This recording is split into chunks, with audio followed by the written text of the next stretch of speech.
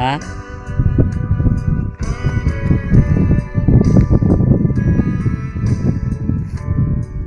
Newly constructed barangay road or going to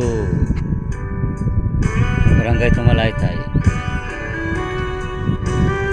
O sa mga taga Tumalaytay na hindi na umuwi sa Tumalaytay, o ito na yung bago nyong daan. Pag-uwi nyo rito, pagbalik nyo sa yung barangay Tumalaytay, ganda na yung daanan nyo.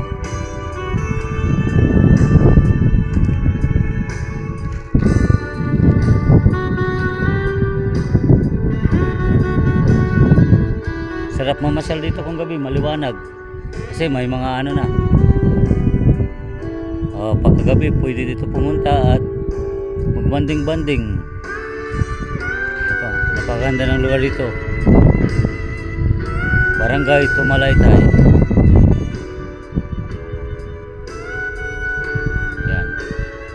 Siguro mag 1 kilometro na lang aabot na yung kalsada doon sa Barangay Tumalaytay. Halos 1 kilometro na lang para dito ng lubusan itong bagong daan ng Barangay Tumalaytay.